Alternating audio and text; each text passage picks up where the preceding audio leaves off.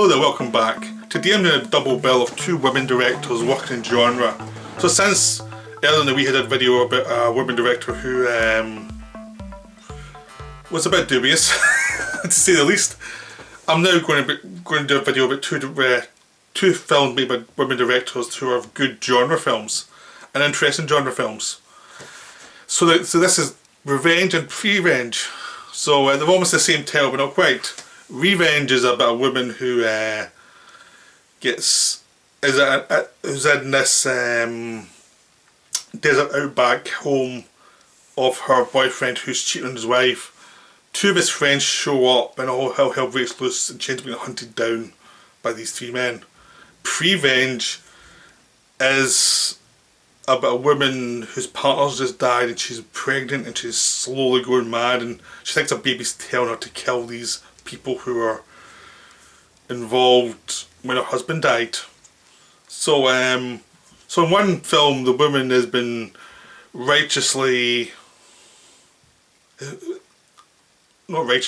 she's been wronged and she's getting back at people who have wronged her. Another one is about a woman who's slowly going mad.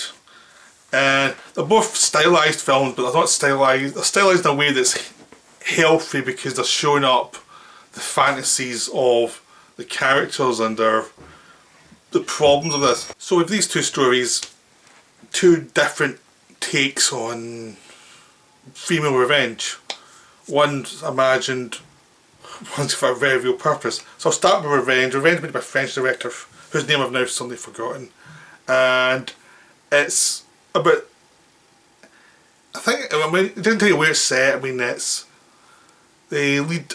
It's the people who in the film talk different languages. They talk French, they talk English. So it can take place anywhere. It's an outback situation. This girl goes with her this guy who's older than her and who's got a family. He's cheating on his wife. Then his two friends turn up, and then there's a kind of tease by her. She teases, but she's not meaning it, and the way that most guys would get that she doesn't mean it. It's not. It's a bit of fun. The people stuck together one night. It's a bit of fun, but nothing serious. Unfortunately, one of the guys takes it seriously in a way that's kind of creepy and weird. So the next day, the guy she's seeing, she's going to leave and they're going to go hunting.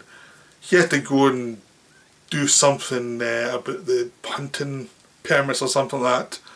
So while he's away, the guy that she was having a bit of fun with and teasing, he rapes her. He takes it all badly. He's the guy you do not want to deal with, and because he's raped her, there's another guy in the house at the time who didn't come in and stop it. He just let it happen. So when another guy gets back, he realises there's a problem. He first tries to pay her off, and goes mental with this. She thinks this is unacceptable because he's now worried of his wife finding out he's cheating on her. She runs away from them all, and then the guy who owns the house throws her off a cliff. She lands in this tree, and the tree goes through her gut, basically. And they think she's dead. It was a high fall, they think she died, but she didn't die. And then essentially when they come back to get the body's gone, and they realise she's escaped, and they have to try and hunt her down, and she has to defend herself, learn how to use weapons, and start taking them down one by one. Now obviously that sounds like a real exploitation movie, and it is. It does not ignore the exploitation elements of what you'll expect in a movie like this. The whole idea is you're going to go for a movie where these guys are scumbags. Every one of them has done something which makes you want to see them get theirs. It pays that off, but also shows all the characteristics. It's because it's a woman director directing it, and it's from the point of view of a woman who has all these things happen to her. You know, it's much more complicated. So you're seeing from her point of view, we see that she was been friendly with the guys earlier on. They knew she was with their pal. She was having fun, but to anyone with sanity, you knew that's as far as it would go. You know, and this is a bad situation where some guy couldn't accept that's as far as it went. And then we realised he couldn't get her naturally, he just raped her. And it's like the monster below the surface. These guys are hunters. They're obviously working in a civilised world, but obviously there's a lot of tension and anger within them. They've learned how to behave in a civilised world, but there's stuff that's going under the surface that gets their release when they come out here to do their hunting. And she just in the way, and she just gets steamrolled through because of their kind of horribleness. But it's kind of male behaviour any male can understand, any female can see and say, yep, I've seen guys like that. It's like everyone knows they exist. It's like it's not like the film is like trying to make men look worse than they are in this film. No, these kind of guys exist. We've all seen them, we all know they exist. Doesn't mean every man's like that, it's just like there's some who are like that are a bit predatory, a bit callous. They're nice to you until as long as they have to be, but they're out for number one. And things can go bad if you're in the wrong situation with them. In this case, this is the worst case scenario, where this girl has to grow up really fast, because when she starts out, she's just this young woman who's just trying to get ahead. She's sleeping with this guy, she knows she's not going to go anywhere. She's going to try to hit it early and be an actress. She's kind of shallow, but not in a bad way. It's just like, she just hasn't matured that much yet, and she's kind of has to learn to mature really quickly in this situation. It's just one of those people you see around who are still getting their lives together, and they're not quite settled in any one path yet. They're just finding themselves. There's nothing wrong with that, it's just the way some people are. And she just got into the wrong situation, chose the wrong guy to hook up with. And then when the film keeps going, it doesn't skimp in the gore. When she has to she has to get out of the tree, which means burn the tree down below her, so the thing that's holding on to it will break so she can escape from it, which means she can have her back get burnt. Then she has to get a bit of the tree out of her before she can do anything else. So this is like way beyond anything you see in First Blood. This is just like, oh my god, I can't believe they're doing this. Then she has to kind of, even when she's got this thing in her, she has to kill one of the guys because they find her. One of the guys finds her. She has to kill him before she can even get this tree out of her. And then at that point, at the second point, she realises, okay, after the first guy's dead, there's nobody that's going to let her leave this place alive. She has to hunt them down. And she's not someone who has any experience in this before, so she has to learn how to do it and become, if not proficient, at least like distant enough to actually shoot and kill people and learn how to do it and do it in a way that's practical, which is very difficult. So you actually see all the stages of her going from shock from what happened to her to realising what she had to do to survive, and then she's become more focused on doing it and then making mistakes as she does it, because her first attempt at killing the guy who raped her it doesn't go right. There's lots of problems. She messes it up. Things go wrong because it's very bloody for both parties.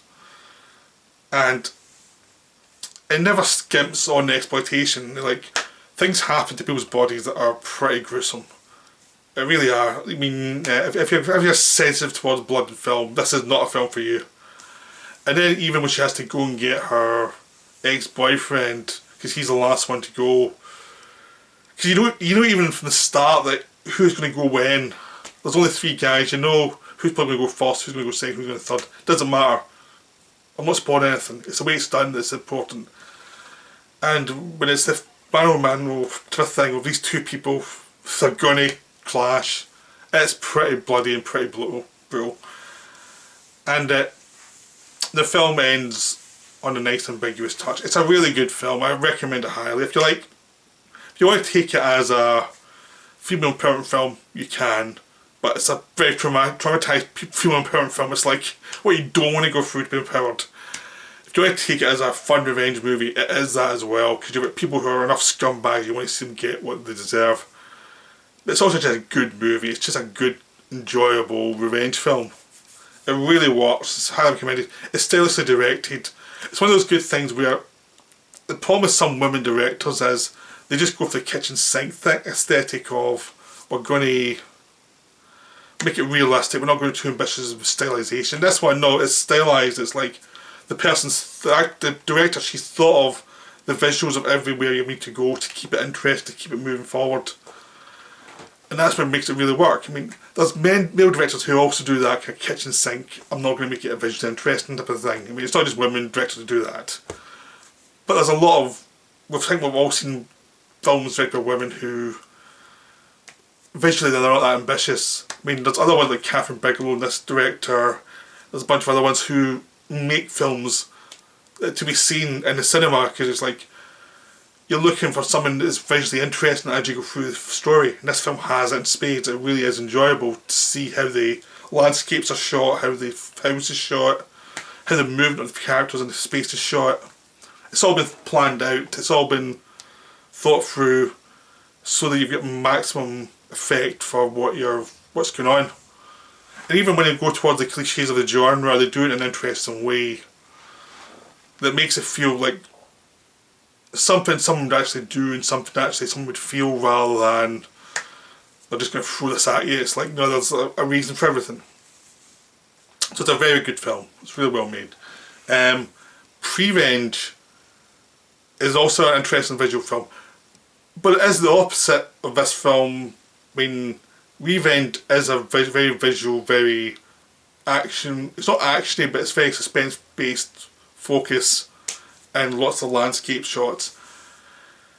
Prevenge is actually takes the kitchen sink aesthetic and makes it visually interesting, which in some ways is harder to do because you're taking like landscapes that have been shown in films and has been made dull in a lot of films where you go, oh, I'm bored. It makes them interesting. This is set in the real world, the real kind of urban world, where this woman whose partner died in a climbing accident, she's just feeling desolate, feeling isolated, and she thinks her baby's telling her to kill the people who caused the death of her husband or partner. And obviously she's going mad, but it's funny how it works, and you see the psychology of a pregnant woman who's socially isolated and who's getting lots of bad ideas and who doesn't have the help she needs to deal with her grief and with her problems.